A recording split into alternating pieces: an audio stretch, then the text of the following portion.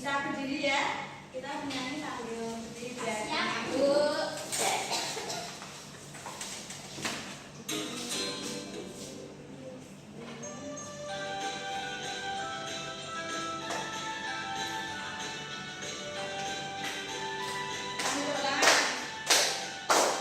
Belajar Pancasila, beriman dan bertakwa pada Tuhan Yang Esa, dan berakhlak mulia, berkegiatan global, gotong royong mandiri, kreatif dan bernalar kritis. Belajar Pancasila, beriman dan bertakwa pada Tuhan Yang Esa, dan berakhlak mulia, berkegiatan global, gotong royong mandiri, kreatif dan bernalar kritis. Terima kasih. Terima kasih.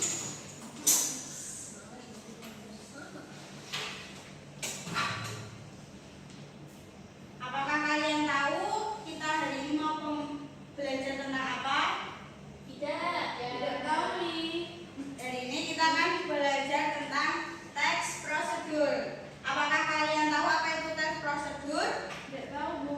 Tidak tahu apa itu, Bu. Ya, nanti kita akan belajar tentang teks prosedur. Sebelum kita memulai, kita melihat ini video pembelajaran terlebih dahulu ya. Ya, Bu.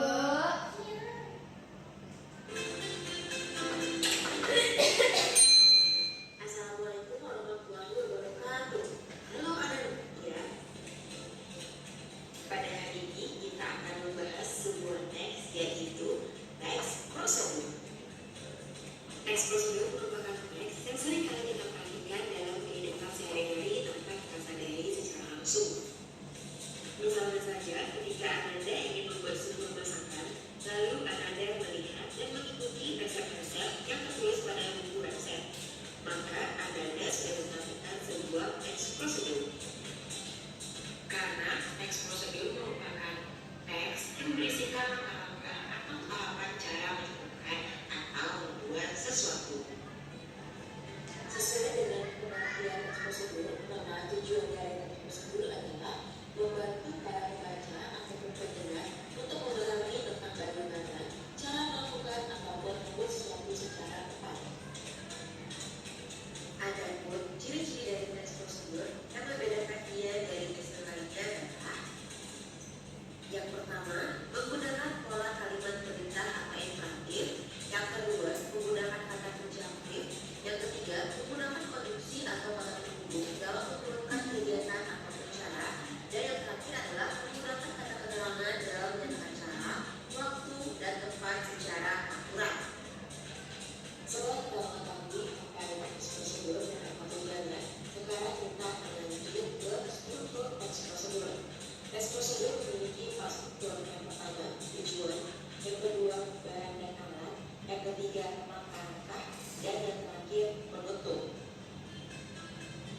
Untuk memudahkan kita memahami teks prosedur, sekarang kita perhatikan contoh teks prosedur cara membuat teh manis berikut ini.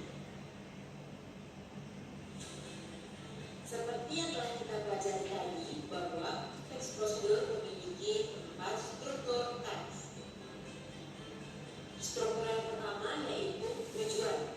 Tujuan pada contoh teks tersebut adalah cara membuat teh manis. Struktur teks prosedur yang kedua yaitu bahan dan alat. Pada contoh teks pertama yaitu 1 buah teh celup, 2 sendok makan gula, air panas secukupnya, dan untuk alatnya cangkir dan sendok es. Struktur teks prosedur yang ketiga yaitu langkah-langkah pembuatan. Langkah-langkah pembuatan pada contoh teks ini: yang pertama, masukkan 2 sendok teh gula ke dalam cangkir. Selanjutnya, buanglah air hangat ke dalam cangkir.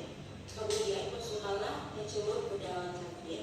Terakhir, aduklah semua bahan sampai larut dan teh pun siap disajikan dan dinikmati. Struktur yang pertama sekaligus struktur yang terakhir dalam teks prosedur yaitu Struktur penutup pada nota teks ini adalah pada kalimat and foods yang disajikan dan dinikmati. Itulah contoh dan analisis struktur dari teks prosedur.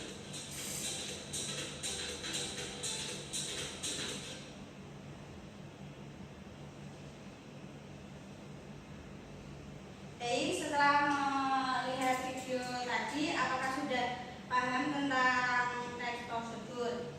Tujuan dari pembelajaran tentang teks prosedur yaitu melalui tayangan video pembelajaran tadi mampu mengetahui teks prosedur dengan tepat. Yang kedua, nanti melalui media flashcard, peserta didik mampu menyusun dan menulis teks prosedur secara urut.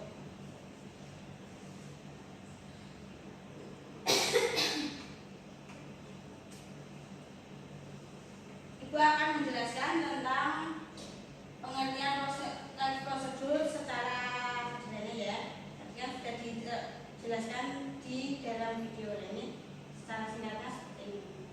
Pengertian teks prosedur yaitu ada sebuah jenis teks yang di dalamnya terdapat tahapan ataupun langkah-langkah yang dijelaskan secara runtut dan urut dengan gaya bahasa yang singkat dan jelas agar para pembacanya mudah memahami maksud dari teks yang dibaca tersebut. Maka para pembaca harus langsung melakukan praktek langkah-langkah. Baik, selanjutnya Ibu akan membagi dua kelompok, yaitu kelompok depan sama belakang saja ya. Ibu akan membagikan flashcard-nya per kelompok.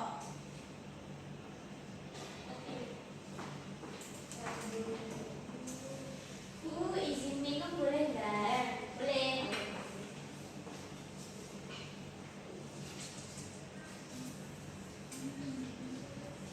Sebelum kita mengerjakan LKPD, kita akan membahas tentang media flashcard terlebih dahulu ya. Yaitu kita akan membuat prosedur cara membuat ecobrick. Yaitu yang pertama siapkan alat dan bahan. Yang selanjutnya, yang pertama langkah-langkahnya siapkan alat dan bahan seperti botol sampah plastik, kayu dan gunting. Yang kedua, cuci dan sterilkan sampah plastik untuk menghilangkan bakteri yang melekat. Yang ketiga, jemur atau keringkan sampah plastik. Yang selanjutnya, setelah kering, gunting sampah plastik kecil-kecil. Yang kelima, masukkan sampah plastik yang telah dipotong. Yang keenam, setelah itu tekan-tekan sampah plastik dengan tongkat hingga padat dan keras. Yang terakhir, setelah padat, ecobrick selesai dan dapat digunakan.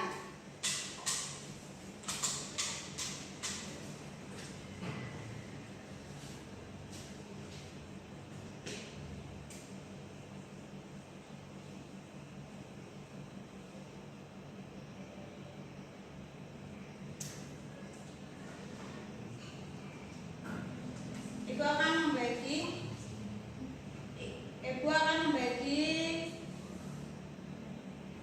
LKPD.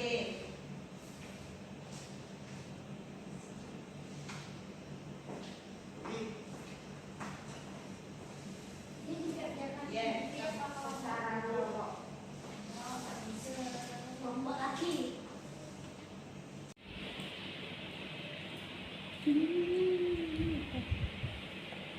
Kumpulkan sampah plastik dan botol.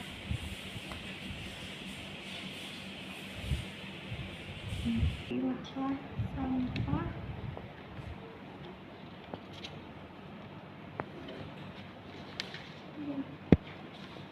Lalu Ada yang ditanyakan?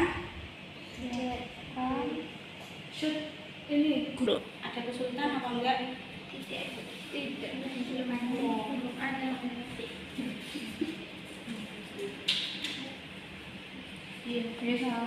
yang sudah bersih.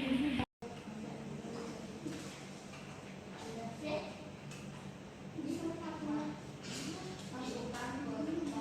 plastik ke dalam botol yang sudah disediakan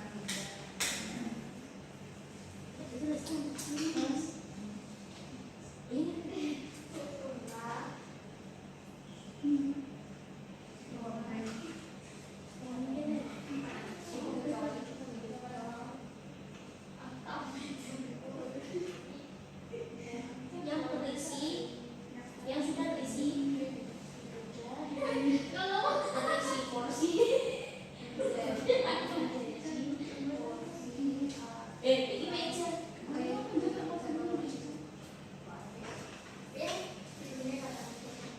Setelah botol dan berisi. Baik, apakah sudah selesai anak-anak? Sudah, Bu. Jadi kan ada perwakilan kelompok yang maju ya. Ya, Bu. Kelompoknya siapa yang mau maju? Ya. Kelompok Oh ya, Mbak Mawar, silakan.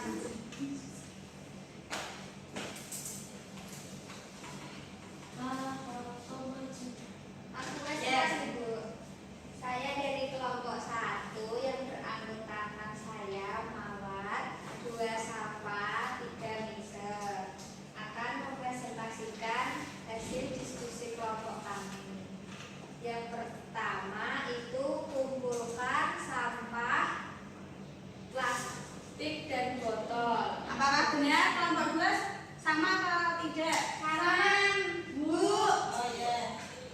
Yang kedua, pilahlah sampah lalu cuci bentar Bu, hingga bersih dan keringkan. Sama ya. Lalu yang nomor 3, siapkan botol plastik yang sudah bersih. Sama. Langkah keempat, potong sampah plastik. Sama. Yang langkah kelima, masukkan potongan plastik ke dalam botol yang sudah disediakan hingga penuh.